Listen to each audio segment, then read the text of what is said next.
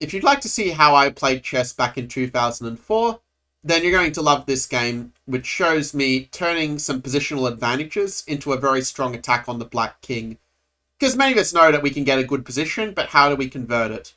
So this game I played against Benjamin Harris. This was the under-18 state championship of 2004. And okay, the main line here is you go knight f3, you castle, and you play chess. Like the way it plays varies depending on what set they go for. They could also play like knight e4 as well as a whole other thing. But instead at this time I had this gambit I like to play. It was like an Illingworth specialty with knight g2. And the idea of the gambit is basically if bishop g2, you go rook e2 g1. And the idea actually is not to take the pawn on g7, because then knight g4 is kind of annoying. But the idea is you actually play it as a gambit, where you play like either rook g3 and try to kick their bishop out of the way. Or you play just queen c2 and just go like e4 and you just kind of attack like castle long. And I actually had very good results this, like even though the engine doesn't like it nowadays, I actually did pretty well this until about 1800 or so rating. I think I was maybe 1700 when I played this game, but the thing is if black doesn't take that pawn, if you kind of get the bluff in, the problem is that you just castle and you just get a way better setup than you usually would. Also, if they castle, your bishop gets a bit stuck. So my opponent decided just to recycle the bishop and, play it like this. To which I just took the center and just had a much improved version of normal King's Indian, with the bishop being stuck here. And if you are enjoying the video so far, do make sure to leave a like and also to subscribe.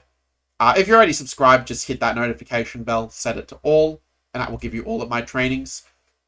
But yeah, this is a position I want to ask. What would be the move you would play here as whites? Would you play it patiently, like play a move like bishop e3 maybe? Maybe you want to develop the queen. Maybe you don't like knight c5, so you want to move the bishop out of the way in advance. Well, those moves, if you're thinking that, they're all better than the one that I played. But the move I played kind of indicates the spirit in which I liked to play chess at the time. Which was I was solving lots of tactics puzzles by theme. Like I was just solving through CT art like a maniac. And yeah, I was aware that, black gets to e5 square as an outpost for the knights. But I do get some dynamic compensation for it. Maybe you should have played the move h6 here, which will kind of make sense when you see the game. But after rook e8, what do you think would be a fun move for white? Like, let me know in the comments below. What would be the move that you would play in white shoes here? And I have to say, like, even though I played this game in 2004, I actually played this one pretty well, I think. I really like the move I played of bishop to g5. It's not the only move, but we're just kind of not letting him go knight e5, because then their pawns are going to be doubled like this. Black played rook e5, trying to resolve it. I just kept the tension with queen to d2. Engine likes bishop h4 better, but okay, Stockfish didn't exist back when I played this game. I was just like Fritz and the other engines around. Black plays a move queen f8, trying to get out of the pin. And the thing is that white's pieces all look quite well placed, but the rooks are not doing that much. I stand corrected. The rook on f1 looks nice, but this one on a1 is a bit stuck. So what I did was I played rook f3, just clearing the way for that rook to double on the f file, just kind of building up that pressure against the against the knights, as it were. Again, maybe it would have been better to go bishop e3 and like swing the rook bishop around this way, in fact. But okay, bishop h4 is what I played. I was rated 1700. I'm not going to be too harsh on not playing the top engine line. And I think my opponent just was really struggling to find a move, because he wants to move the knight, bring the bishop and the rook in. But if he does that, then I just take and just win a pawn and just destroy his king, right? But at the same time, you can't really hope to win if you're just playing without all these pieces. And I could probably even play rook f4 and just like let him go g5 if he wants, because yeah, it just weakens his king so much that even the material's probably not worth it. But still, rook h5 would at least ask me some tricky questions by comparison. Whereas after knight h7, I was always able to cash in, like, the rook and, like, the queen and the pawn is just going to be worth more than the two rooks, right? Because the queen is worth, like, 9.75, and the rooks together are worth 10, and you add a pawn that's, like, 0.75 advantage.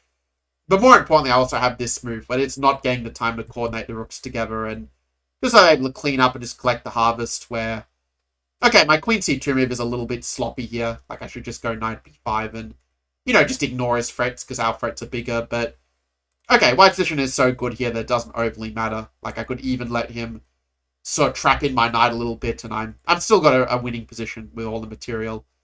After rook b7, I played the move knight takes a6. Probably was better to play knight e6, just kind of keep a bit more dynamism, but okay, I played the move knight a6. I got greedy, I took the pawn, and I did get away with it. Knight b8, nice little escape. Knight comes back into the play, setting up a little trick like that. He throws in a few checks, my king just runs away. G3 is probably a little bit unsafe, actually. I really shouldn't have given him this g5, trapping the bishop. Like, I should just be patient and just, move the king towards his rook in a staircase way. Not sure why I didn't play this. Like, maybe I was afraid of rook e8, but okay, queen f3, and like the attack is raging, But in the game, I played king g3. Luckily for me, he did not see his chance, and I was able to just kind of crush him with some final tactics, like queen h7, knight d8, and yeah, I mean, I'm up a piece and I'm attacking his king, so he just resigned in this position. Yeah, that was a fun blast from the past. I hope that you enjoyed this little training of how to turn a positional advantage into a dynamic advantage and get the big attack on their king. Because we all know our opponents don't play as well defending as when they're attacking, right? So I hope that you found this one valuable. If you want to have more videos like this where I share my personal experiences, do let me know that in the comments below. And yeah, I'll see you in the next one. Take care.